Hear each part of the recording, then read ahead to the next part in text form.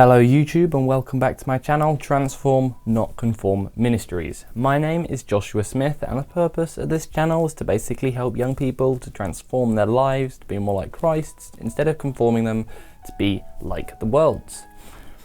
Right, today's video is about what can limit God, if anything. And hope it's a thing which I've thought a bit about and I've listened to some sermons about recently, so hopefully I can explain some of those things to you now. So here we go. So firstly, we have to rule out that God is completely all-powerful. There is literally nothing in the universe that is more powerful than God. God is power. He is completely powerful. He managed to speak the universe into existence with just his voice, and there's literally nothing that can limit God's power. But then again, he does put some limits on himself. He just cannot sin, and also he cannot fail. And yeah, he's completely perfect, and there's some of the limits that almost he puts on himself, but they're kind of good things anyway.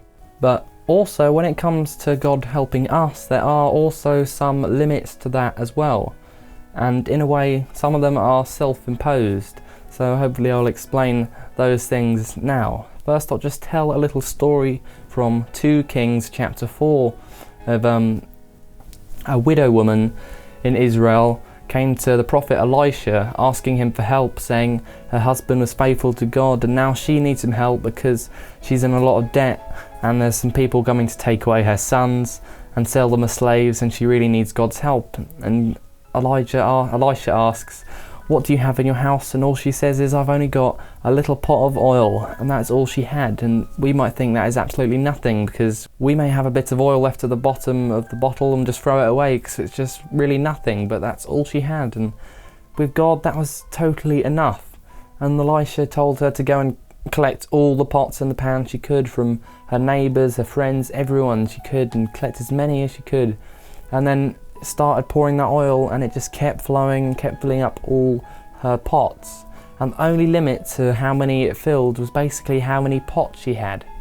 And that is basically the same in our lives. The only real limit of what God can do in our lives is how much trust and space we give him in our life.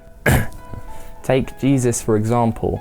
He is the perfect example of what you can do if you do let God have all of your life and have every single part of it every single day, all of the time.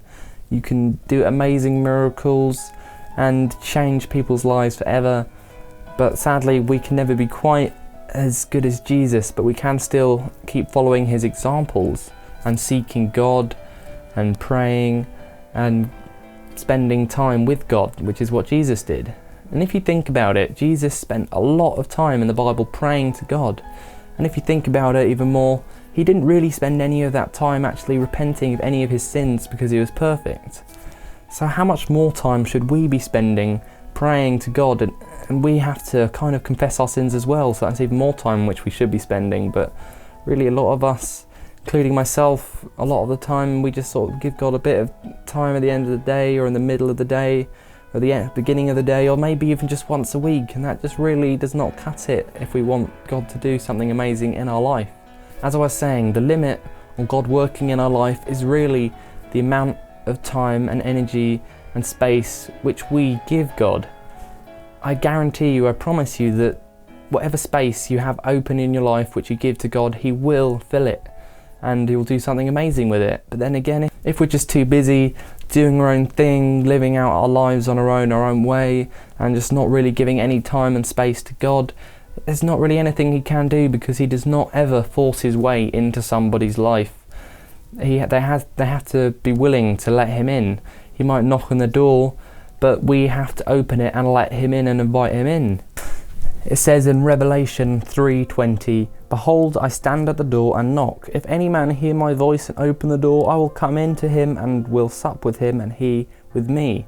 Which basically means that if you do let Jesus in, because he does knock at all of our hearts and ask to come in, but if we let him in, he will come and he will have fellowship with us. And as it says, basically eat a meal with them, which just means get to know us and spend time with us. And it's quite marvellous, but we still have to let him in. God does not force his way in.